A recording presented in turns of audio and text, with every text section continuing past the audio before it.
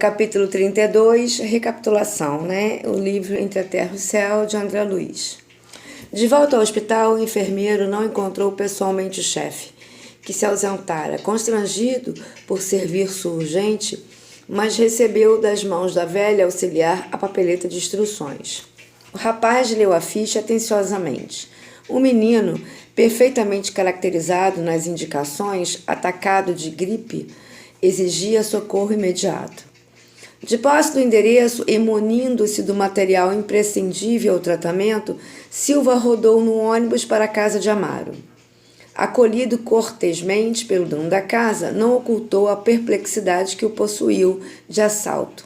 Identificado pelo ferroviário, que lhe exprimia gentileza e contentamento na saudação, tartamudeava alguns monossílabos, desapontado, espantadiço. Revelava-se-lhe a decepção na extrema palidez do rosto. Então, refletia acabrunhado, era aquela casa que lhe cabia atender? Se soubesse de antemão, teria solicitado um substituto? Não pretendia reaproximar-se dos desafetos dos quais se havia distanciado. Abominava o homem que lhe furtara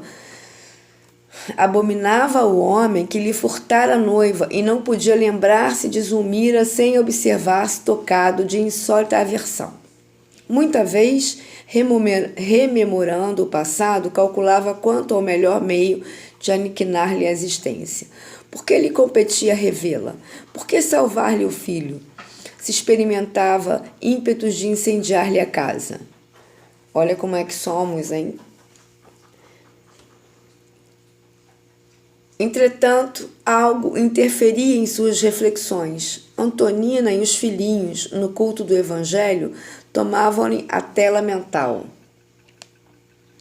Parecia-lhe ouvir, de novo, a palavra meiga e sincera daquela mulher valorosa, repetindo-lhe ao coração: as mãos que curam não podem ferir. O enfermeiro diligente será, sem dúvida, o irmão de todos. A vida não termina neste mundo. Precisamos desculpar os outros para que os outros nos desculpem. Gente, lembrem disso, hein? Olha o julgamento. Quem somos nós para julgar, apontar dedos? Somos tão imperfeitos ou até mais que muitos dos que nos causam asco, né? Por acharmos que somos melhores. Só temos defeitos diferentes. Anotando-lhe a hesitação e propondo-se colocá-lo à vontade, Amaro solicitou em voz súplice: entre, Mário, conforta-me reconhecer que receberemos o concurso de um amigo. E, indicando o quarto próximo, acrescentou: Zulmira está lá dentro com o nosso filhinho. Já me entendi com o médico pelo telefone e sei que o CRUP foi positivado. O enfermeiro, impassível, obedeceu maquinalmente. Varou a câmara, perturbado, lívido. Quando viu a mulher que amara apaixonadamente, trazendo o pequenino ao colo, registrou súbita vertigem de revolta. Incapaz de controlar-se, sentiu que estranha aflição lhe oprimia o peito. A volúpia da vingança enseguecia-o. Zulmira pagar-lhe-ia caro a deserção. Pensava de olhos fixos na maternidade dolorosa que ali se exteriorizava em mortificante padecimento. Contemplou a criancinha que a dispneia agitava e deu curso à incontida animosidade. Tinha impressão de odiá-la de longa data. Ele próprio se surpreendia, sobressaltado. Como podia detestar assim um inocente com tanta veemência? Mas, acreditando justificar a terrível disposição de espírito com a circunstância de achar-se ali, o fruto de uma ligação que lhe era insuportável, não procurou analisar-se. A ideia de que Amaro e a esposa sofreriam irreparavelmente com a morte do Petit acalentou-lhe o duro propósito de esforço. A felicidade daquele templo doméstico dependia naquela hora de sua atuação. E se cooperasse com a morte, auxiliando aquele rebento enfermiço a desaparecer? A pergunta criminosa traspassou-lhe o pensamento como um estilete de treva. Olha as nossas escolhas. Contudo, a lembrança do culto de oração no lar de Antonina voltava-lhe à cabeça. As consoladoras afirmações da mãezinha de Lisbela regressavam-lhe aos ouvidos. Vale sempre mais o acordo pacífico. Não devemos nutrir qualquer espécie de aversão. Quem ajuda é ajudado. Ninguém se eleva aos mais altos níveis da vida com o endurecimento espiritual. Nunca sabemos realmente até que ponto somos ofendidos ou ofensores. O perdão é a vitória da luz.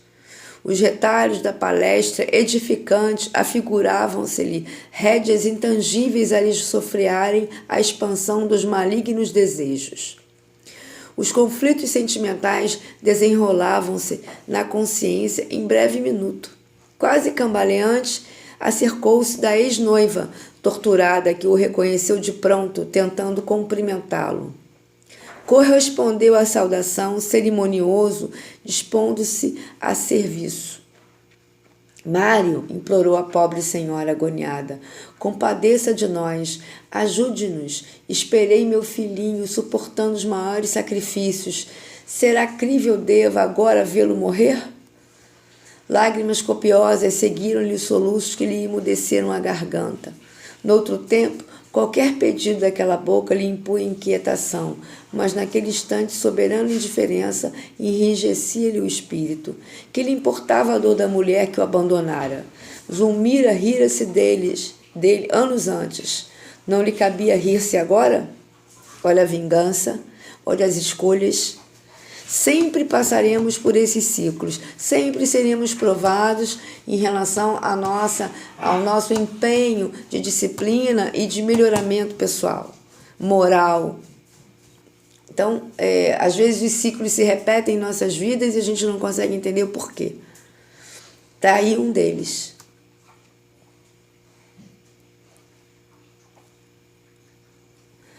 De semblante rude, recomendou fosse a criança restituída ao leito e, logo após, tateou-lhe a sensibilidade. De pensamento martelado pelas ideias recolhidas no estudo evangélico da noite e contido pela suave lembrança de Antonina, buscava refazer-se. Ainda assim, como se carregasse um gênio infernal na própria mente, assinalou as criminosas sugestões que lhe atravessavam o cérebro esfogueado. A administração de medicamento impróprio, de certo, favoreceria a rápida extinção do enfermo.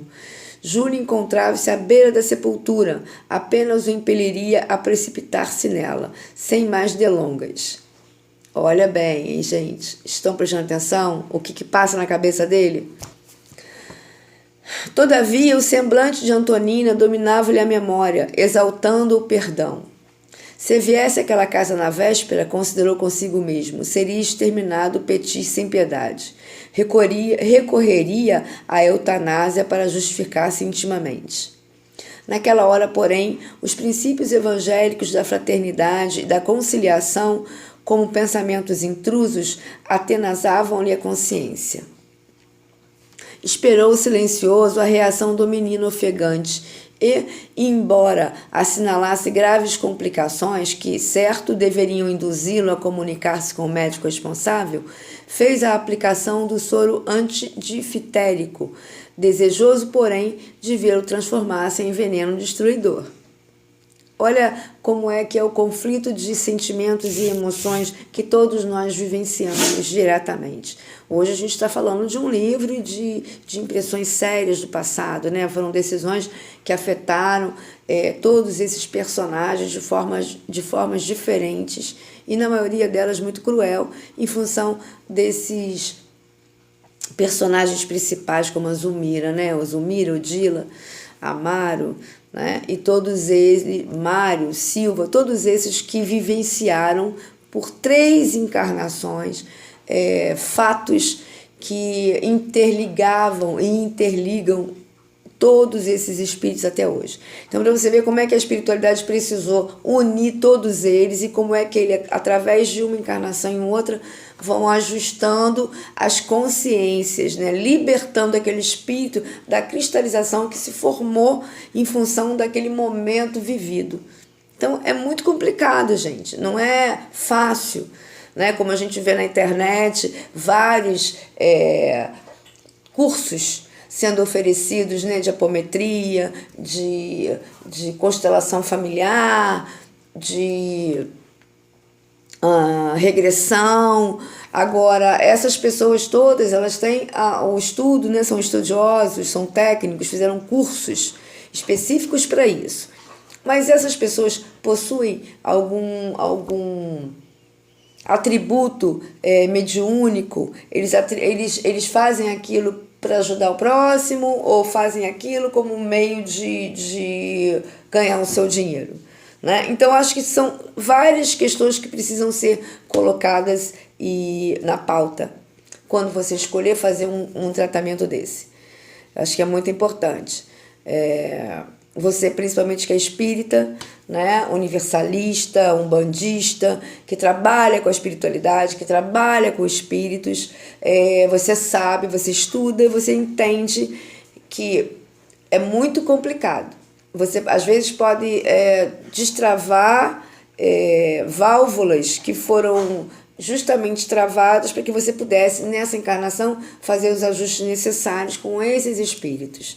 E às vezes você vai em uma sessão dessa e, às vezes até por curiosidade, e acaba criando uma situação muito mais difícil e complicada, né? Então, pensem aí bem, né? As mídias estão aí, fazem sucesso, tudo beleza. Mas há esse risco, sim. Há esse risco. Você quer correr esse risco? Então, pensa bem, tá bom? Vamos continuar aqui a nossa leitura. Esperou silencioso a reação do menino ofegante e, embora assinalasse graves complicações que, certo, deveriam induzi-lo a comunicar-se com o médico responsável, fez a aplicação do soro antidifitérico, desejoso, porém, de vê-lo transformar-se em veneno destruidor. Então, a gente tinha parado aí. Reparamos que as mãos de Mário expeliam escura substância, mas Clarencio, pousando a destra sobre o pequenino, mantinha-o isolado de semelhantes forças. Ante o assombro com que observávamos a exteriorização daquele visco enegrecido, nosso instrutor elucidou de boa vontade. São fluidos deletérios do ódio com que Silva inconscientemente procura envolver a infeliz criança. Contudo, as nossas defesas estão funcionando. Odila, que chamara Blandina e Mariana até nós, acompanhava a medicação ansiosamente. Abnegado amigo dirigiu-se inquieta ao nosso orientador. Acredita que Júlio possa recuperar-se?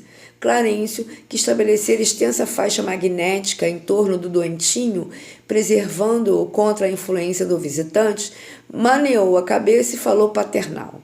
Odila, é tempo de penetrares a verdade. Um menino deixará o corpo talvez em breves horas. O futuro dele exige a frustração do presente. Fortalece-te, contudo, a vontade divina expressa na lei que nos rege, faz sempre o melhor. E talvez porque nossa irmã decepcionada ensaiasse nova perquisição, o devotado condutor pediu-lhe calmo. Não indagues agora. Saberás mais tarde. Júlio reclama assistência, vigilância e carinho. A interlocutora recompôs a expressão fisionômica, denunciando humildade e disciplina. Você vê como é que Odila melhorou, como que ela conseguiu superar as suas mazelas, as suas ignorâncias, conseguiu entender a doutrina do Evangelho à luz do perdão e que hoje é um espírito muito melhor. Então, Clarencio acaba de dizer para ela que provavelmente o Júlio vai desencarnar sim, para que ele possa passar pela frustrante... como é que ele fala, hein?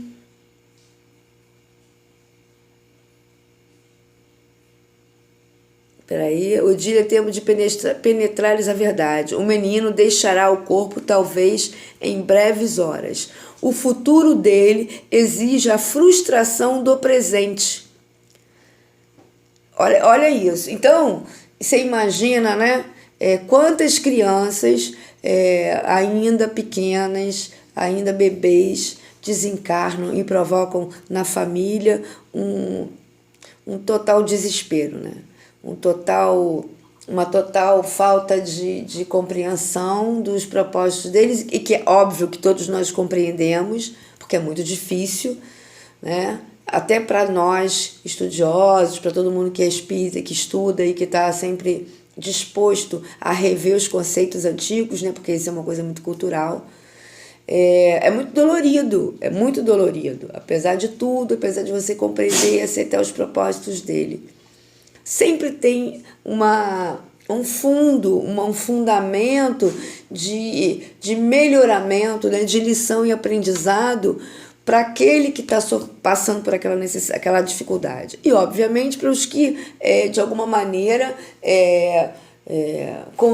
comungam com aquela pessoa. Então, esse livro é maravilhoso, gente. Olha, quem está pegando agora esse capítulo, pega o livro, ele está disponível na web, é gratuito, tem nos sebos, ele é muito bom, ele esclarece muitas dúvidas, muitas questões, ele faz você pensar e repensar sua família e suas decisões. Então, eu acho que você precisa ler. Leia, tá? Então, mas vamos continuar aqui. O enfermeiro fitava o pequeno, qual se estivesse a hipnotizá-lo para a morte, observando-lhe as contrações faciais. Os genitores fixavam igualmente a criança em tremenda expectativa. Em dado instante, Júlio estremeceu, empalidecendo. Descontrolara-se-lhe o coração. Examinando-lhe o pulso, Silva, agora aterrado, procurou os olhos de Amaro aflito e solicitou em voz menos dura: convém a presença imediata do nosso facultativo. Receio um choque anafilático de consequências fatais. Zulmira deixou escapar um grito rouco, sendo socorrida pela carinhosa Evelina, enquanto o ferroviário se despejava porta fora em busca do pediatra. Minutos longos de espera foram vividos no quarto estreito.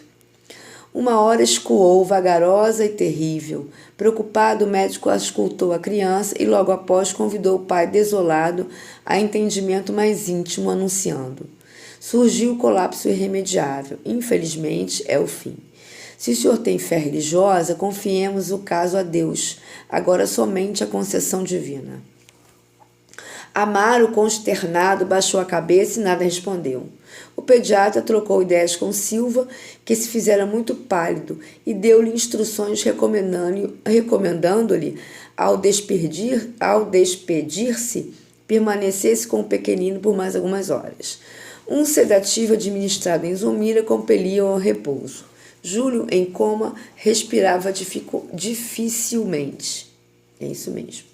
Continuando. Enquanto isso, a noite avançava. A madrugada, agora lavada pelo vento leve, permitia ver o céu povoado de cintilantes constelações. Reparando que a mulher e a filha descansavam, Amaro encaminhou-se para a janela próxima, como quem procurava consolo, no seio agasalhante da noite, e começou a chorar em silêncio. Ao lado da criancinha agonizante, o enfermeiro observava-lhe a atitude sofredora e humilde, reconhecendo-se tocado no imo da alma. Por que lutara contra semelhante inimigo? Pensava, em si mesmado. Amaro assemelhava-se a uma estátua de martírio silencioso. Estava ali cabisbaixo e vencido, no lar modesto em que era um homem de bem, devotado à retidão. De certo, já havia amargado muito. O rosto sulcado de rugas precoces que lhe detinham pranto falava da cruz de experiências difíceis que lhe pesava nos ombros. Quantos problemas inquietantes teria defrontado no mundo aquele homem dobrado pelo rigor da sorte? Como pudera ele, Mário Silva, ser ali tão cruel?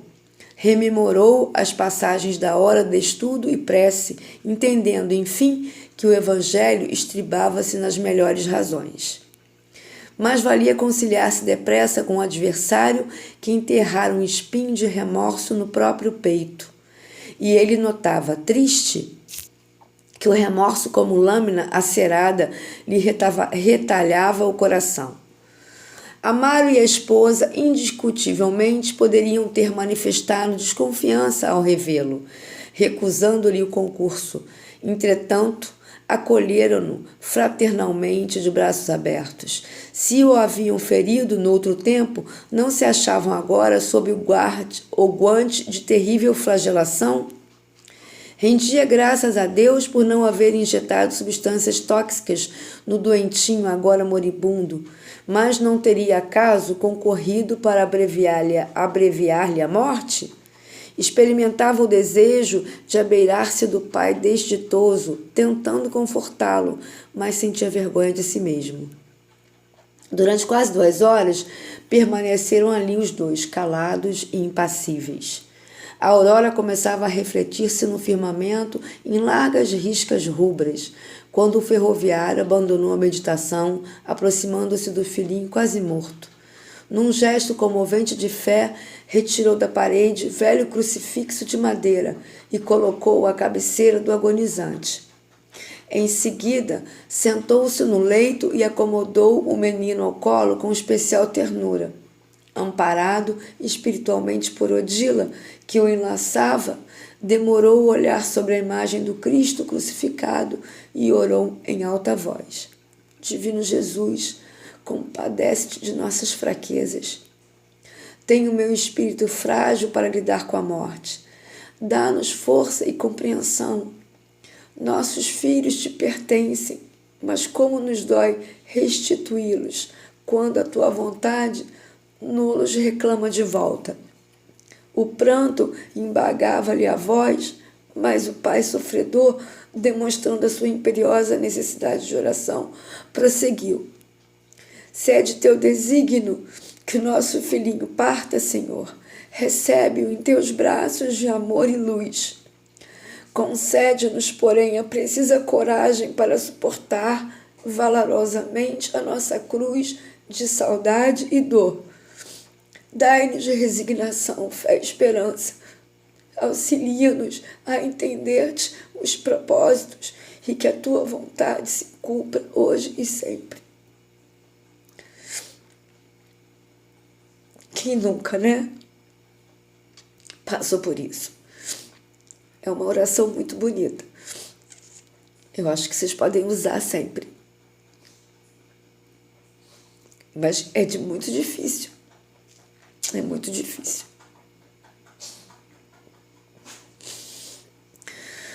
Jatos de safirina, claridade escapavam-lhe do peito, envolvendo a criança, que pouco a pouco adormeceu.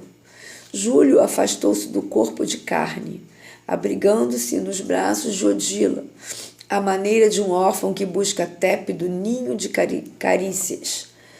Tocado nas fibras mais recônditas do ser e percebendo que a morte já lhe estendera as suas grandes asas, Silva experimentou violenta comoção a constrangir-lhe a alma.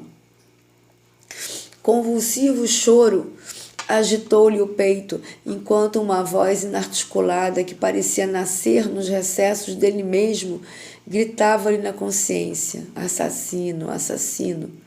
Desorientado e inseguro, o moço correu para a via pública, achando-se atormentado no seio da sombra fria, soluçando. Aqui a gente termina o capítulo 32 e a gente segue para o capítulo 33, aprendizado, no próximo bloco. Um beijo para todo mundo, que vocês tenham entendido e reflitam, porque é um capítulo muito importante. Reflitam, tem muitas mensagens ali. Eu estou sempre disponível para as respostas, para os questionamentos, para as perguntas. Coloquem aí embaixo em comentários que eu tenho o maior prazer de responder, tá bom? Um beijo grande.